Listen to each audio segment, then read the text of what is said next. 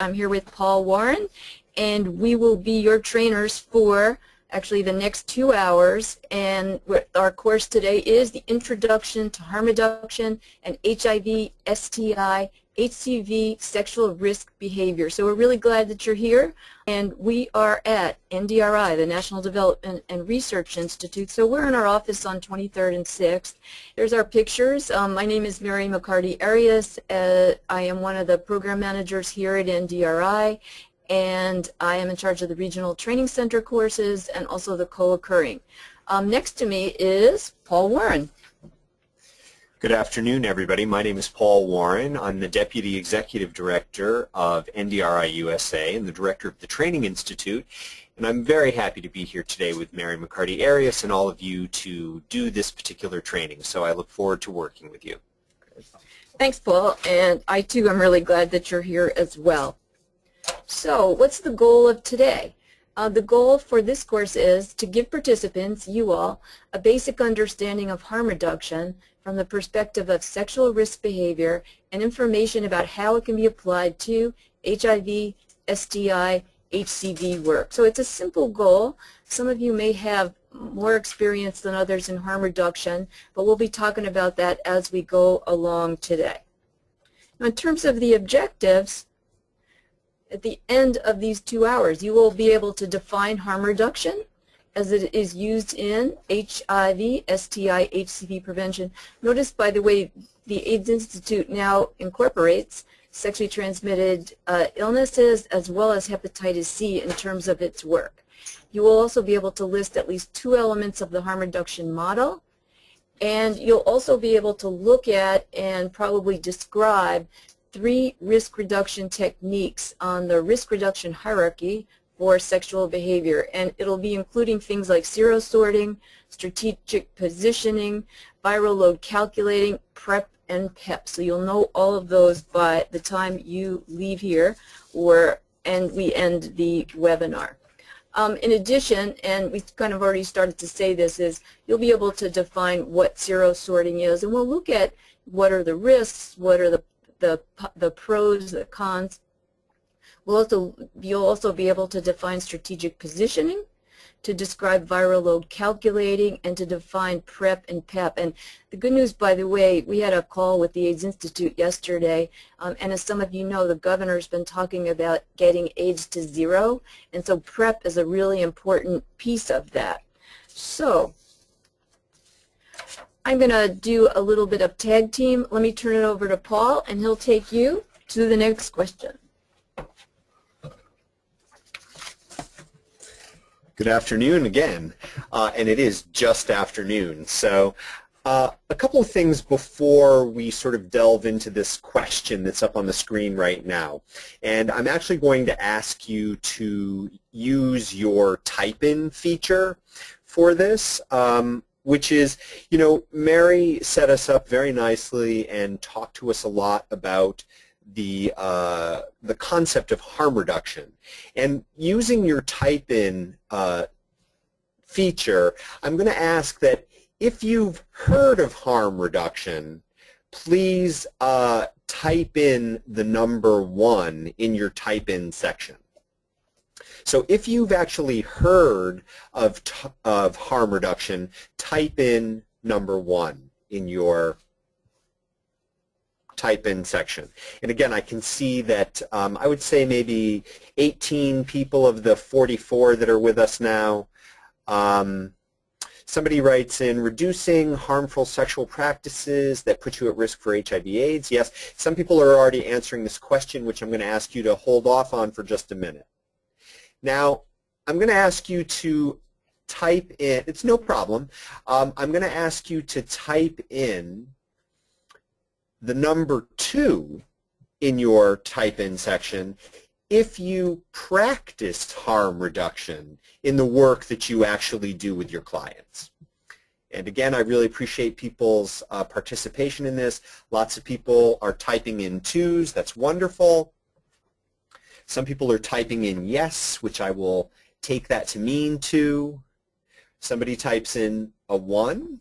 Okay, Excellent, good. So it looks like a lot of people that are participating in this webinar already practice harm reduction in the work that they're doing with their clients. And that is fantastic. That's great. That leads me to think, and I'm sure it leads Mary to think, that this will be an effective webinar because we're dealing with people who already have understanding and expertise of this, which is fantastic. So what I'm going to ask you to do now is, using your type-in feature again, I'd like you to think about, sort of from a free associative perspective, when you hear the term sexual harm reduction, what do you think of? What comes to mind for you? And again, some people have already started to write that in, so please just type that in. Whatever you think of when you hear the term sexual harm reduction. Somebody types in condoms, somebody else just typed in condoms. Safe sex practices, safe sex discussion, so the actual practice of using safer sex practices and the discussion, condoms, practicing safer sex, strategies to reduce risk of acquiring, spreading sexually transmitted diseases, tools to help lower risk of unwanted pregnancy and STIs, safer sex condom use, reducing sexual encounters or making sexual encounters safe through sex education to reduce risk, reducing risk of contracting an STI, absolutely. Some people are writing in PrEP, which is wonderful. We're going to get into that. Utilizing sexual practices that help avoid the transmission of HIV and STIs. Excellent, good. So you all have a really wonderful grasp of what these are. Now I'm curious, in terms of the things that I read off, and I tried to read off just about what everybody said or the flavor of it, what is one thing that seems to kind of be stretching across most people's ideas around sexual harm reduction? What is the one word that maybe seems to be stretching across everybody's reducing risk? Absolutely. And the other, somebody just typed in condoms. Yes.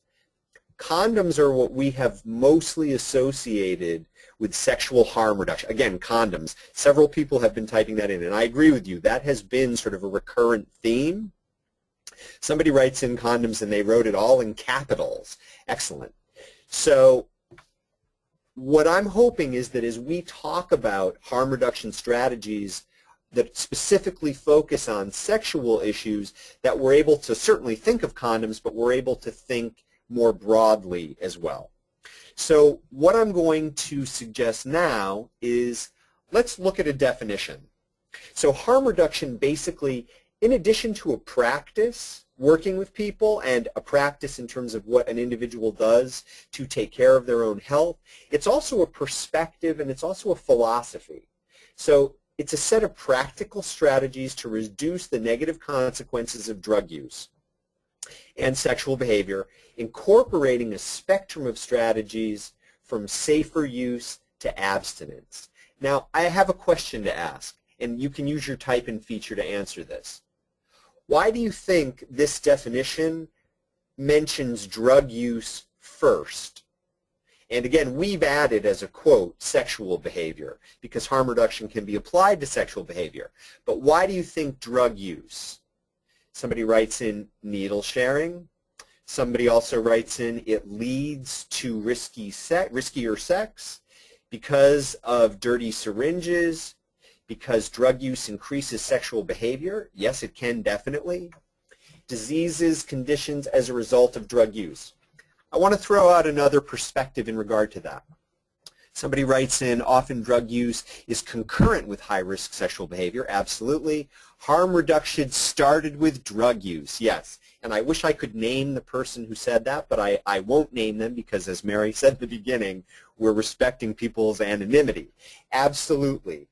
The reason that drug use is often powerfully associated with harm reduction is because it actually started there. And the same person who identified it also typed in the name Edith Springer, who was a powerhouse, dynamic advocate in the United States for harm reduction, because harm reduction actually started outside of the United States. And Edith Springer was instrumental in bringing harm reduction to the United States. So it's very important to understand sort of the origins. And again, I really can appreciate from your perspective of working with clients or supervising people who work with clients that you are really making the connection between drug use and sexual behavior, and you're absolutely on target in regard to that. So again, harm reduction, we said, is a philosophy that supports a continuum of change and replaces an all-or-nothing approach to HIV prevention. So this is a true or false question, and type in T or F in your type-in section. Abstinence has no place in the spectrum of harm reduction. True or false? Abstinence has no place in the spectrum of harm reduction. And again, I really love the fact that people are typing in responding so quickly. Most people are typing that that is indeed false. And one person typed it was false, all in caps with, I can't even count how many exclamation points after it. So what I'm going to ask is, well, what I'll throw out first is that yes, it is indeed false. But I'd like somebody to type in why it's false. Why is that statement a false statement, so that we can help out the people who were considering that that was actually a true statement. Okay, somebody writes in it can be a lifestyle choice. Because it is a continuum and abstinence is on one end of the continuum, exactly. So again, you really want to think of harm reduction. Certainly abstinence is part of harm reduction, but it is not all of harm reduction. So we really need to be able to think about the continuum of behavior change. And again, I really also appreciate that people are identifying that people make personal choices about how they're going to reduce their risk and their harm. And that may not mean putting the behavior completely down. And again, somebody writes in, and I think that this is absolutely true, they write in that for some people it's unrealistic for them to work toward or to attain abstinence. That's just not going to work for them for a variety of circumstances, some of which may be absolutely out of their control. So the other piece that I'd really like you to take away in terms of being able to identify harm reduction is that harm reduction really acknowledges and accepts small incremental steps and looks at those steps as markers of progress that add up and accumulate into longer-term change, as opposed to somebody who dramatically makes a huge change, but they only hold on to that change for a short period of time, and then they revert back to the behavior. So small incremental steps of progress. Some people are also writing in, some people may choose to go directly to abstinence without stages of change. That is true. Some people may choose abstinence as their harm reduction goal, and they may be able to do that. Some may not. Somebody writes in, where can I type in answers to participate in the webinar? You can type those in exactly where you just typed in what you typed in. That is the type in section. Wonderful. So let's look specifically now at the goals of HIV, STI, HCV harm reduction. And again, let's just move through these, and I'm going to ask for your reactions about them. So to reduce the risk of HIV and other blood-borne infections. Makes sense, right? Reduce or eliminate the negative impact of substance use or sexual behaviors, okay? And again, I want to point out some language here. You'll notice how it says reduce or eliminate. And again, that really speaks to that spectrum that we were talking about earlier. And again, I really appreciate that you all are experienced and savvy enough to know that abstinence is one end of that spectrum. Support the empowerment and health of each client. Now I want to ask a question here, and I'd like you to type in using your type in section. When we talk about supporting the empowerment of each client, what does that mean? It's a word that we use a lot when we're providing human services, but what do we really mean by supporting the empowerment? It's pretty clear what we mean by supporting the health, but what do we mean about supporting the empowerment?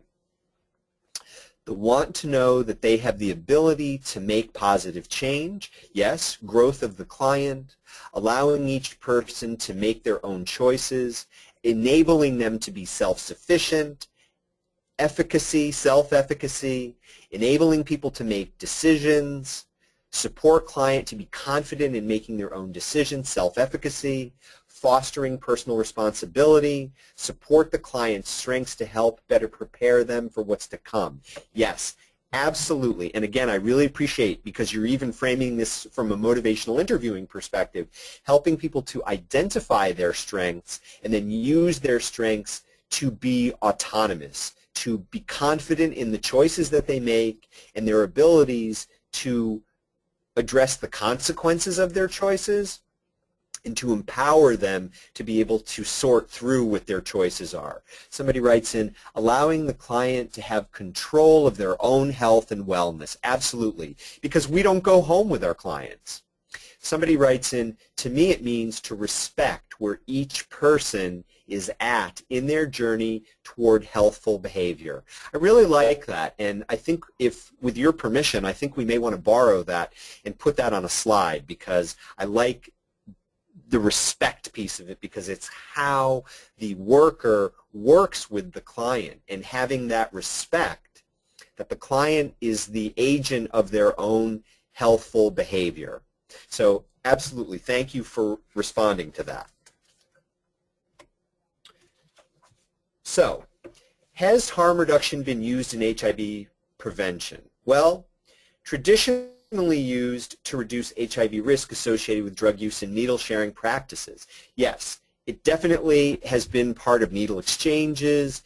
A lot of the rationale for syringe exchange programs was to prevent the spread of HIV, and now also there's a lot of focus on the prevention of hepatitis C, and it's also now being used to address sexual risk as well, and we're going to break down what some of those additional harm reduction strategies are that don't involve needles.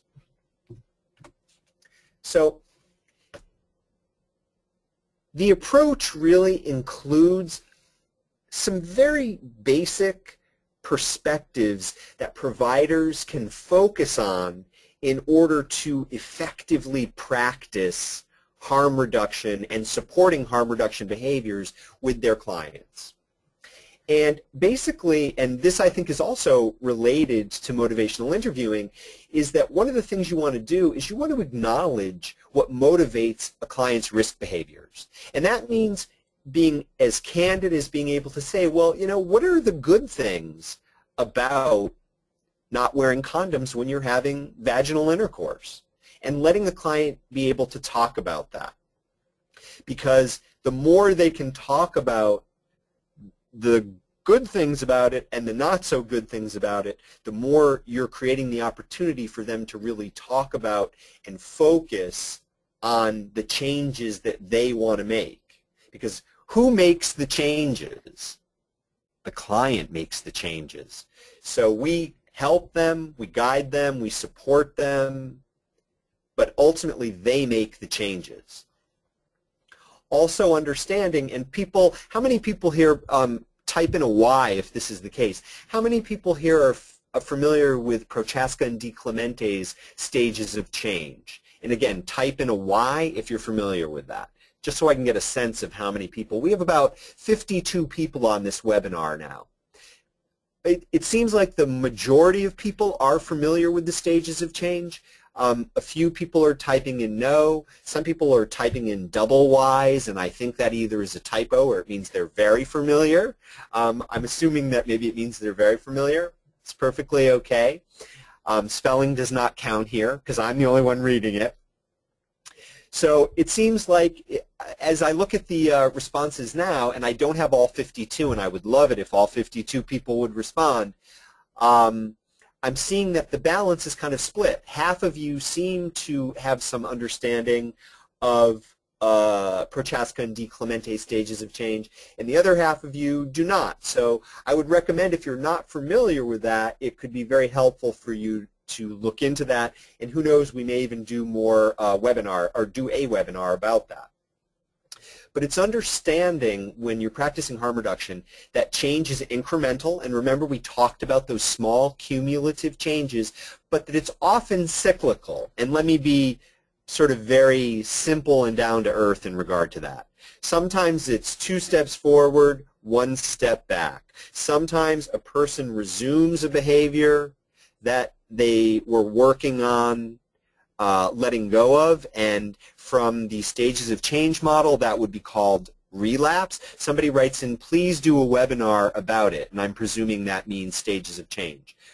Thank you for the recommendation, and we will definitely consider that. So the thing to keep in mind, and this can be tricky because sometimes when the stages of change are presented, relapse is left out. Because people don't want to talk about it or they don't want to acknowledge it. And the one thing that we want to keep in mind when practicing harm reduction, 2 steps forward, 1 step back sometimes. But keep in mind that's still 1 step forward. And also remembering that the small steps can actually reduce a person's harm. So somebody can do something very incremental, very small, but it can reduce their harm. And the beauty of harm reduction is any action that reduces harm, no matter how small, is valuable and is looked at as the possible building block of greater changes. And again, although abstinence is included in the continuum of harm reduction, we made that very clear, it's not insisted on as an ultimate goal. And let's be clear about that. That means if a person chooses to use condoms with some of their partners and not others, the sheer fact that they're using condoms with some of their partners that they weren't using with before is growth. So we want to keep in mind that abstinence is not the ultimate goal of harm reduction. That's why it's called harm reduction. The goal is to reduce harm. It's not necessarily about eliminating harm. Now, if that happens, that's wonderful, but it doesn't always happen. So the last thing I will leave you with until, and I'm going to hand you back over to Mary, and then I'll be back, is that keep in mind these 3 simple points, and frankly, they all boil down to respect. But you want to provide a non-judgmental and user-friendly service, and I'll go so far as to add a user-friendly environment or clinical atmosphere.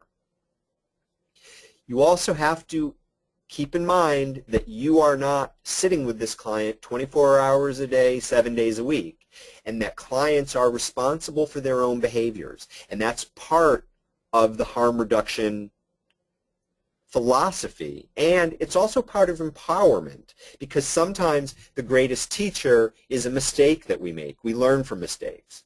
And again, this is right out of motivational interviewing. You want to ensure that there's mutual respect between you and the client. So I guess on a scale of 1 to 10, 10 being very difficult, 1 being not hard at all, how difficult is it for you to let clients be responsible for their own behaviors? And again, nobody else will see this but me. Somebody writes in 8, 7, 8,